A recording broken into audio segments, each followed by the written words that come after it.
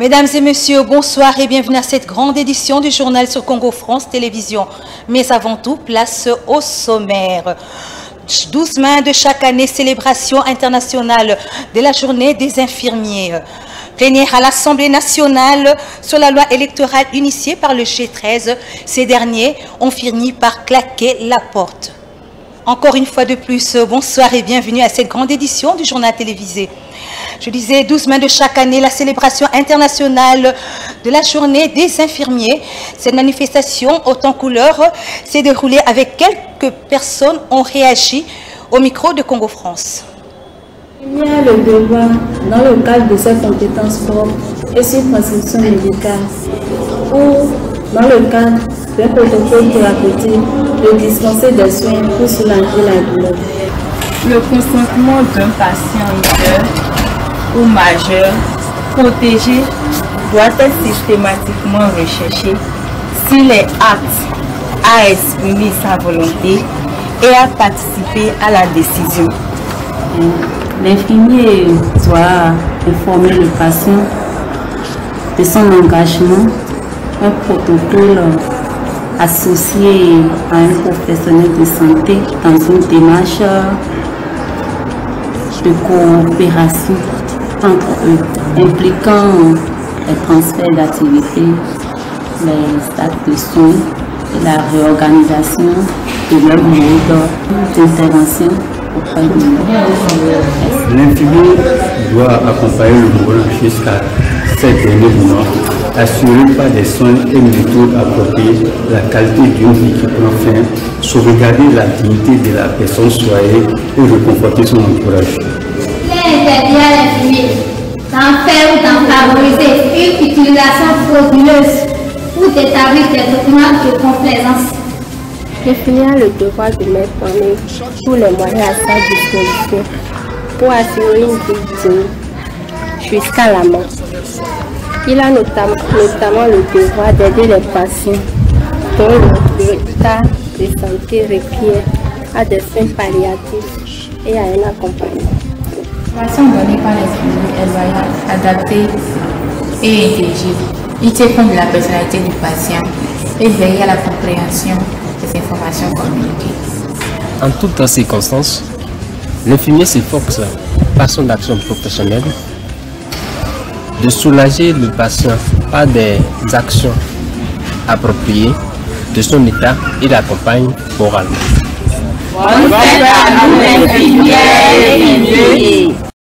Plénière de ce jeudi 12 mai 2022 à l'Assemblée nationale. Les débats sur la loi électorale initiée par le G13. Ils ont quitté la salle soupçonnant une manœuvre pour tordre l'esprit de la loi Lokondo. Suivez cet extrait. Les débats continuent, mais je crois que nous avons sollicité justement un débat et qu'apparemment il n'y a pas de débat.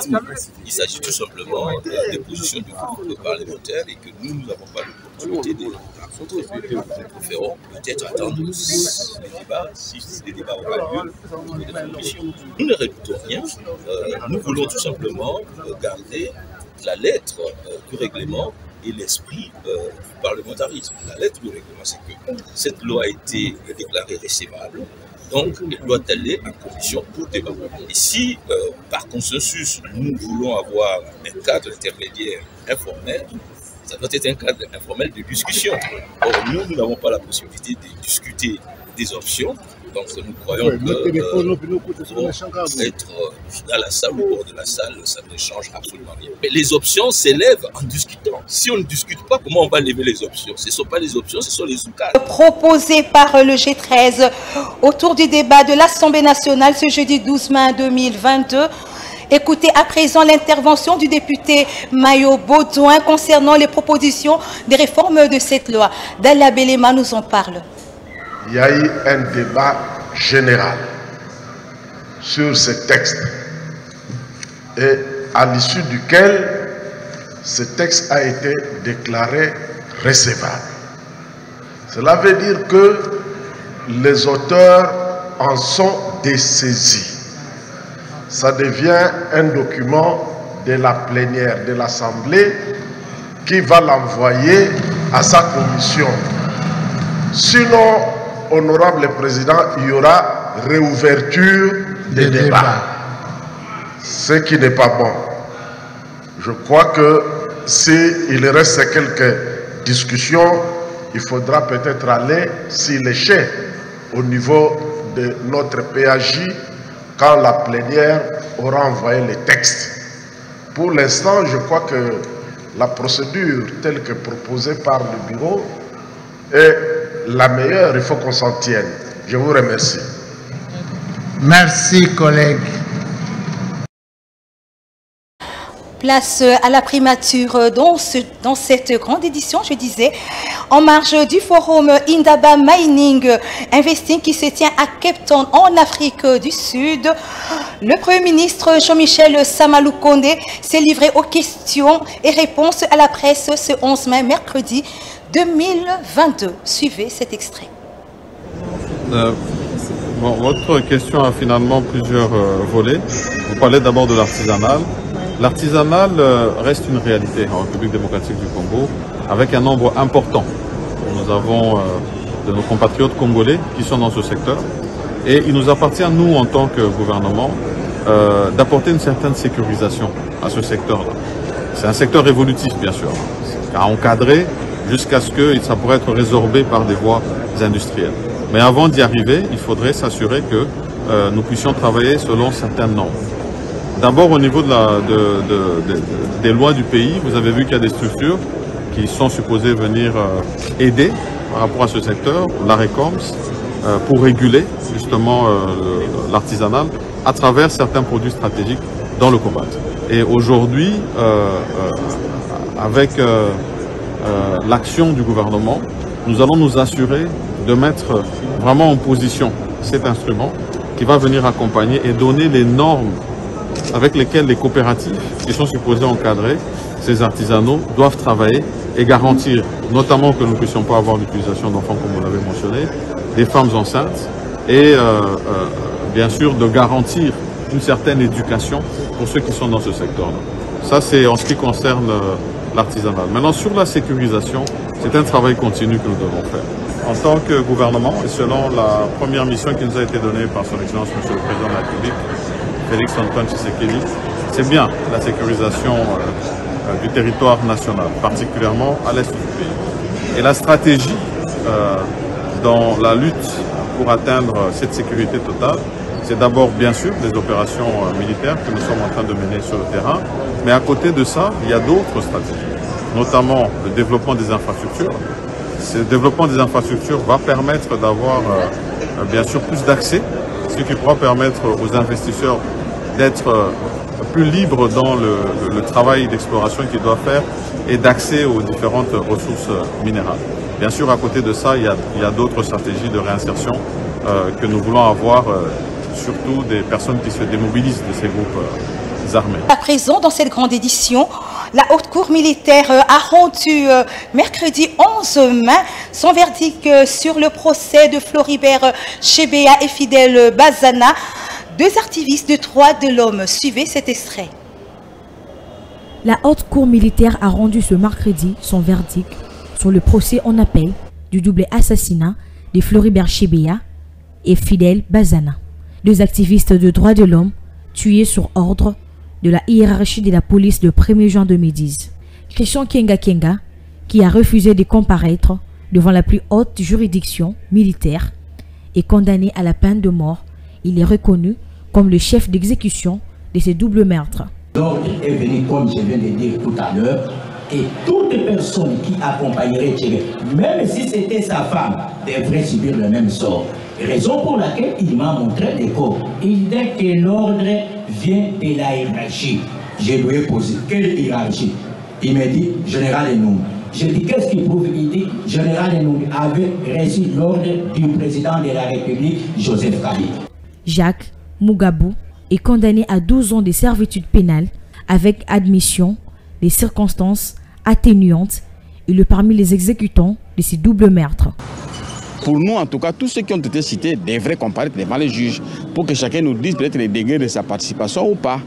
N'est-ce pas? C'est pour cela que je dis que c'est le pouvoir revient au juge de nous dire qui peut bien passer devant lui pour nous dire ce qui s'est réellement passé. Il y a beaucoup de noms qui ont été cités, notamment celui de l'ancien président de la République, Joseph Kabila Kabange. Ces procès a duré au moins 8 mois. Le verdict a été repoussé à plusieurs reprises, mais la Cour s'est enfin prononcée. De répondre favorablement aux préoccupations et aux cris d'alarme des familles victimes du drame du marché Matadi Kibala, la structure ADEAC de Solange Masumbuku Ngueyi s'est rendue le dimanche dernier pour remettre des vivres. Dalia Belema nous donne plus de détails. 3 mois après le drame du marché Matadi Kibala, la structure, l'action de l'autonomisation et développement de communautés africaines, ADEAC en sigle, qui dirige la dame Solange Masumbuku Nyenyezi, a remis quelques vivres et non-vivres aux familles victimes de ces drames. Environ 27 familles qui ont perdu leurs membres ont été bénéficiaires de ces dons, en majorité vendeurs de ces marchés. Aussitôt entendu ces cris, l'élu de Lukunga, une femme au grand cœur, est venue le dimanche 8 mai répondre aux cris d'alarme et essuyer les larmes de ces derniers. Pour la petite histoire, c'était aux environs de 2 h du matin du mercredi 2 février 2022, suite à la coupure d'un câble électrique à haute tension de la Société nationale d'électricité SNEL en sigle. Sous une pluie, 26 personnes au total ont perdu leur vie par électrocution. Il s'y est de rappeler que l'ADEC est une structure qui œuvre pour l'autonomisation africaine, comme l'indique sa dénomination, à savoir le gardiennage, l'assainissement, l'hôtellerie, la sécurité, pour ne citer que ça. Le coordonnateur de Podefip RDC se plaint sur l'impaiement de 3 mois des agents de la direction des recettes de l'Alaba. Propos recueillis par Divine Mbala. Suivez. Parce que ça, ce sont des signes qui démontrent qu'on se préoccupe plus de soi que du peuple d'abord. Et si ceux qui vous produisent des moyens sont privés de leur salaire, que dire des autres qui ne produisent pas, qui eux doivent consommer? Et aujourd'hui, on se posera encore la question. Les cabinets que vous avez suspendus en vrac, parce que n'ayant pas ce pouvoir, assumant l'intérim uniquement, quand est-ce que vous allez leur payer? Si ceux qui produisent aujourd'hui, vous ne les payez pas, nous vous avons dit, vous n'assumez que l'intérim. Le pouvoir appartient au gouverneur qui a été élu, qui peut changer les cabinets comme il veut. Mais vous, vous avez suspendu les membres du cabinet politique. Vous savez qu'ils ont droit à leurs émoluments. Chaque jour qui passe, est-ce que l'Assemblée ne voit pas, n'ouvre pas un bon œil pour aider la province à aller de l'avant? Stoppons les polémiques. Payez les gens. C'est ça. Le peuple d'abord. La Bible dit, parce que vous aimez vous appuyer sur la Bible, tous Congolais parlons Bible. C'est à la sueur de ton front que tu mangeras. Qui ne travaille pas, ne mange pas non plus. Alors, la loi est très claire. Vous prestez, on doit vous payer. Payons les gens et parlons Fachi Béton. Voilà notre message. Payez les gens, c'est ça le peuple d'abord. Payez les gens, c'est ça la gouvernance. Payez les gens, c'est ça la cohésion sociale. Payez les gens, c'est ça la décentralisation. C'est ça le développement durable. L'homme au centre de son développement. Ventre affamé n'a point d'oreille. À bon entendeur, salut. Ukombo Show, le souvenir en Swahili, mais de la guerre de Kisangani entre le 5 et le 10 juin de l'an 2000. Jean de Dieu Kilima, militant pro-démocratie, annonce la date de sa commémoration. Suivez cet élément. c'est un certain dimanche. On va commencer par un grand culte écuménique à l'esplanade de la poste de Kisangani qui sera célébré sous le leadership du président de la SENCO, Monseigneur Marcel Outembitapa. On aura le lundi une grande conférence débat et puis un pèlerinage. Donc on fait une marche avec Dr Mukwege et d'autres personnalités qui seront sur place et puis la population. Et puis en dehors de ça, il y aura aussi des activités culturelles parce qu'on a aussi composé des chansons toujours liées à la commémoration que les artistes de Kisangani vont s'exprimer. Et nous prions Dieu qu'on puisse avoir un peu de moyens pour inviter un bon nombre de journalistes pour couvrir ces activités-là. Kevin? Et dans ce journal, la pandémie de la Covid-19 a causé 1 million de décès des personnes aux États-Unis d'Amérique. Une annonce faite à partir de la Maison-Blanche par le président Joe Biden. Le jeudi 12 mars, suivez cet élément. 1 million de morts de personnes causées par la pandémie Covid-19 aux États-Unis d'Amérique. Une annonce faite par la Maison-Blanche le jeudi 12 mai 2022. Le pays qui a officiellement comptabilisé les plus de grands nombres de décès dus à cette pandémie. Les États-Unis d'Amérique doivent rester vigilants face à cette pandémie et faire tout ce que nous pouvons faire afin de sauver le plus de vies possible comme nous l'avons fait avec le test, des vaccins et des traitements que jamais, a déclaré le président des États-Unis d'Amérique Joe Biden dans un communiqué. Après plusieurs mois de recul de la pandémie à coronavirus dans les pays officiellement le plus endeuillés du monde, devant le Brésil, l'Inde et la Russie, les États-Unis ont enregistré depuis un mois une hausse quotidienne du nombre de cas. Les pays qui a levé l'obligation de port du masque, désormais simplement conseillé en intérieur, connaît un rebond du nombre de cas dû à des sous-variants d'Omicron. Les effets de ces derniers semblent toutefois moins graves pour les personnes vaccinées.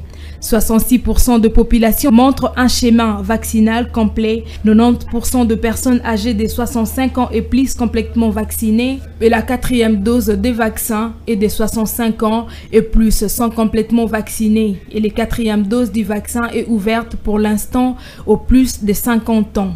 Notons par ailleurs que 2 millions de personnes sont décédées suite à la Covid-19 en Europe. Longtemps épicentre de la pandémie, a également annoncé l'Organisation mondiale de la santé, OMS en sigle, ce jeudi 12 mai. La justice malienne a convoqué le Premier ministre des Affaires étrangères français, Jean-Yves Le Drian, dans le cadre d'une enquête sur une attente aux plaintes publiques et autres infractions. L'enquête faite suite à une plainte de l'organisation Maliko de la société civile à une attribution de marché de patrimoine des passeports maliens. Le Quai d'Orsay indiquait ne pas avoir été au courant de la notification pour cette situation. C'était en marge de la 33e journée du championnat néerlandais. Le FC Twente a rendu un hommage solennel hier à l'international congolais Jody Lukoki, décédé depuis lundi 9 mai dernier. Commentaire de Kevin Munkumba.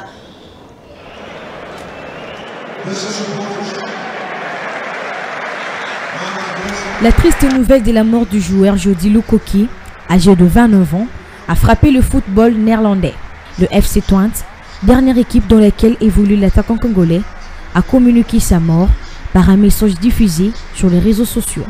Ce mercredi 11 mai 2022, avant un match de FC Twente, un hommage émouvant a été rendu au joueur en présence de son fils et de membres de sa famille. L'émotion a été grande au sein de joueurs, mais également parmi les supporters venus assister au match de FC Twente. Notons que le footballeur serait mort après une violente dispute avec de proches. Jody Lukoki a pris un gros coup lors d'une soirée. Une fois à l'hôpital, son état de santé s'est rapidement détérioré. Le médecin détermine que la jambe de Lukoki devrait être amputée en raison d'une infection persistante et d'un manque d'oxygène. Il a été temporairement maintenu dans le coma après l'opération.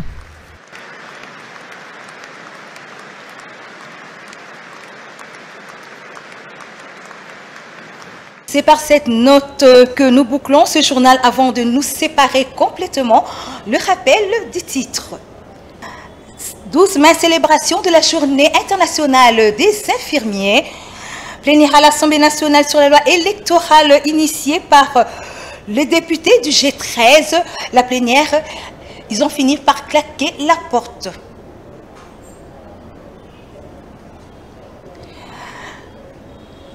C'est tout pour ce soir. Merci à vous de l'avoir suivi. Bonsoir chez vous.